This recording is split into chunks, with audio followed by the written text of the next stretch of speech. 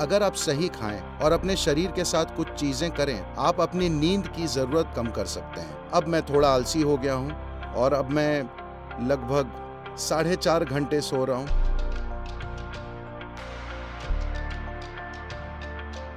हमें किस तरह का खाना खाना चाहिए ताकि हमारा जीवन अपनी पूरी क्षमता तक पहुंच जाए, खासकर कॉलेज या स्कूल जाने वाले छात्र के लिए? तो भोजन कैसा होना चाहिए, हमें ये समझना चाहिए।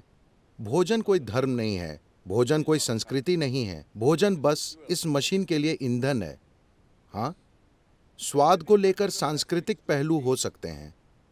समय के साथ भोजन पर धार्मिक रंगत भी चढ़ सकती है, लेकिन मूल रूप से भोजन इस शरीर के लिए ईंधन है। तो किस तरह के भोजन से ये अपने अंदर कम से कम संघर्ष से काम करेगा और ज्यादा से ज्यादा असरदार होगा? तो मान लीजिए आपने पेट्रोल कार खरीदी और उसमें डीजल भर दिया।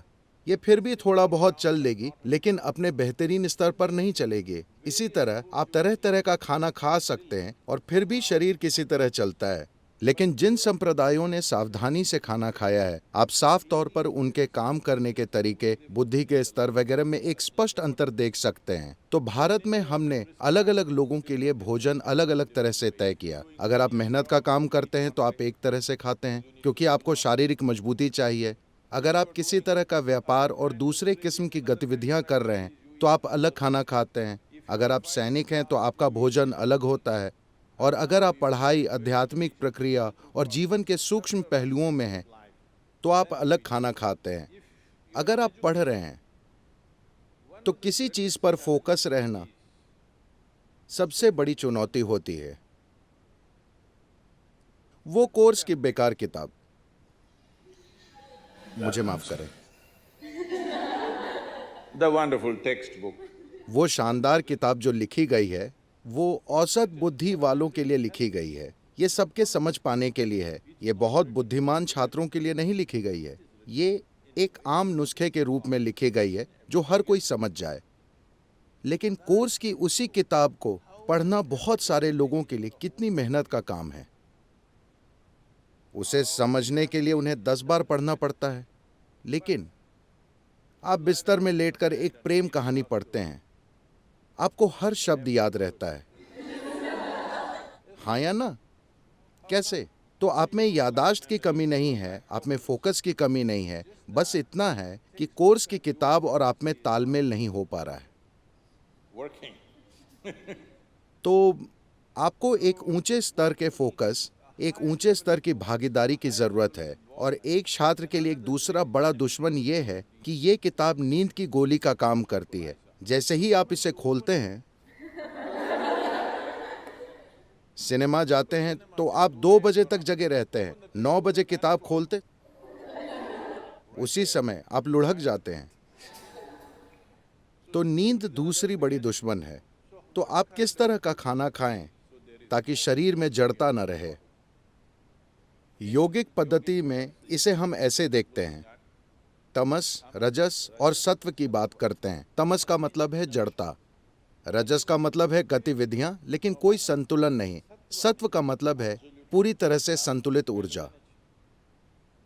जब आप पढ़ाई कर रहे हैं तो आपको एक बहुत संतुलित किस्म की ऊर्जा चाहिए, क्योंकि आपको एक ऐसी चीज पर ध्यान केंद्रित करना होता है जिसमें आपकी स्वाभाविक रुचि नहीं है।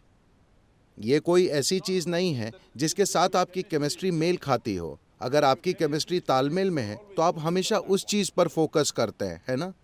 यहाँ रुचि नहीं है लेकिन आपको उस पर फोकस करना पड़ता है। इसके लिए आपको संतुलन और एक स्थिर मन चाहिए। इसके लिए आपको एक खास तरह से खाने की जरूरत है।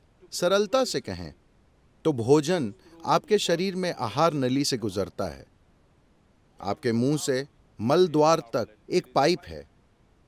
पाचन प्रक्रिया के अलग अलग चरणों से होता हुआ ये उससे गुजरता है। आप में से कई लोग बायोलॉजी पढ़ते हैं, हाँ? ये आहार नली से जाता है। अब शुरुआत होती है होठों से। यहां अगर आप सारे शाकाहारी और मांसाहारी जीवों पर गौर करें, अगर आप पशु जगत को देखें तो शाकाहारी जानवर और मांसाहारी जानवर, ये दुनिया में जानवरों के 2 मुख्य विभाजन है। एक वनस्पतियां खाते हैं, दूसरे मांस खाते हैं।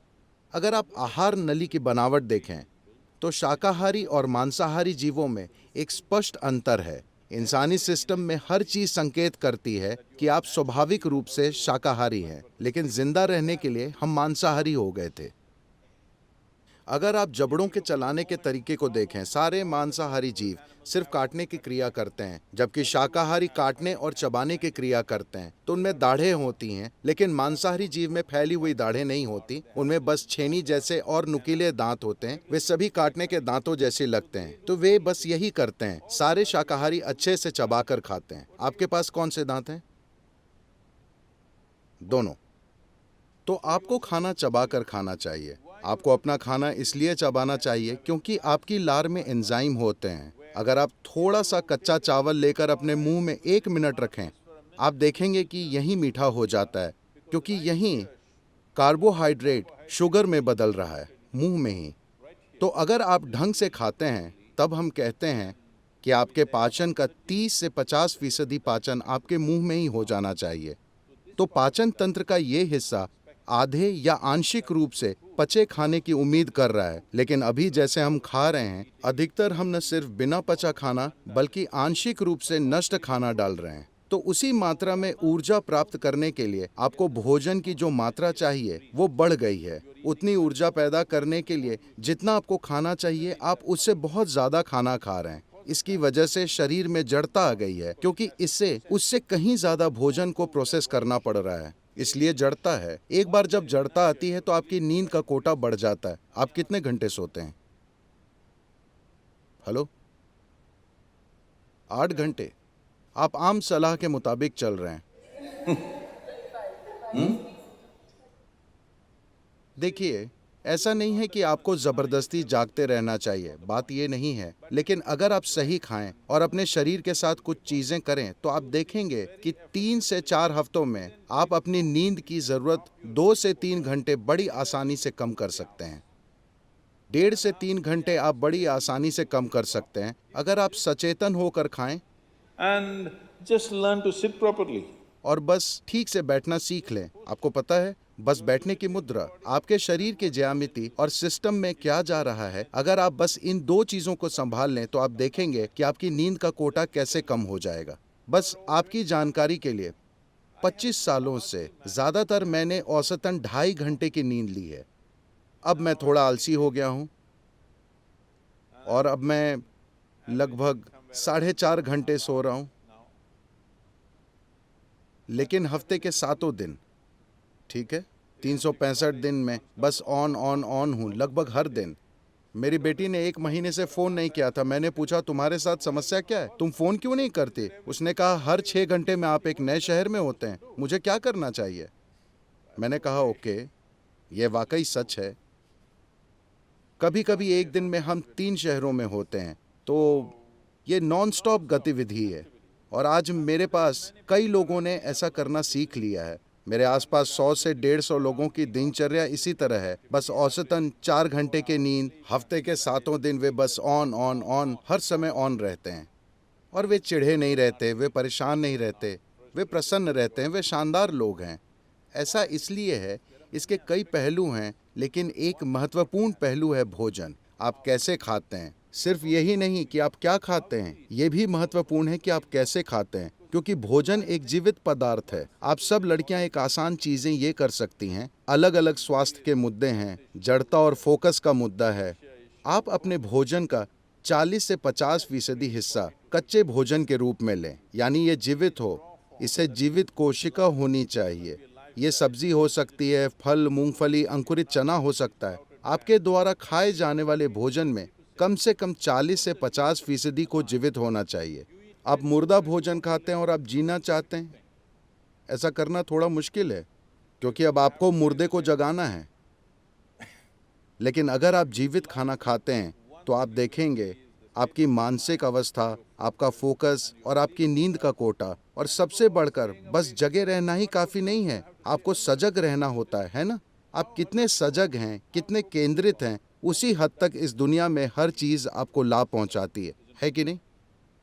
आपके फोकस का स्तर ही तय करेगा कि दुनिया आपके लिए फायदेमंद है या नहीं, है ना? और जीवन का एक और पहलू, भोजन का एक और पहलू, जब आप कुछ खाएं तो उसका जेनेटिक कोड सरल होना चाहिए, मतलब उसका सॉफ्टवेयर बहुत सरल होना चाहिए। सब्जियां, फल, मूंगफली, अंकुरित चीज़ें वे बहुत सरल हैं। ज़्यादा जटिल का मतलब है जानवरों के मांस का कोड बहुत ज़्यादा जटिल होता है।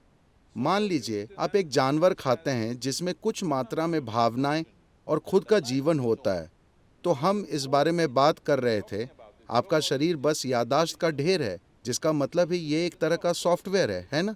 ये सबसे जटिल सॉफ्टवेयर है। इंसानी सॉफ्टवेयर धरती पर सारे जीवों में सबसे ज़्यादा जटिल सॉफ्टवेयर है। तो अगर आप एक जानवर खाते हैं, खासकर अगर आप एक स्तनधारी को खाते हैं, तो उसकी जटिलता वैसी ही होती है। शायद ये इंसान जितनी जटिल ना हो, लेकिन उसी तरह की जटिलता, क्योंकि उसमें उसके अपने विचार और भावनाएं हैं। अब उस कोड को तोड़ने और अपने सिस्टम के साथ जोड़ लेने में आप पूरी तरह से सफल नहीं होते। तो ये आपके भीतर कुछ खास गुणों के लक्षण छोड़ देगा। आप उस कोड को तोड़कर अपना हिस्सा नहीं बना सकते, क्योंकि ये अलग और जटिल कोड है। अगर आप पत्तियां, सब्जी, फल, मूंगफली या अंकुरित चीज़ें खाते हैं, ये काफ़ी आसान है। अगर आपको मांसाहारी भोजन खाना ही पड़े, तो आपको वो खाना चाहिए जो आपके कोड से सबसे दूर है। तो आमतौर पर मछली और पानी के जीव आपसे सबसे दूर हैं। तो अगर आपको मांसाहारी भोजन खाना ही पड़े, तो खाने के लिए सबसे अच्छी चीज़ है, आप समुद्र तट पर हैं, तो खाने के लिए मछली सबसे अच्छी चीज़ होगी।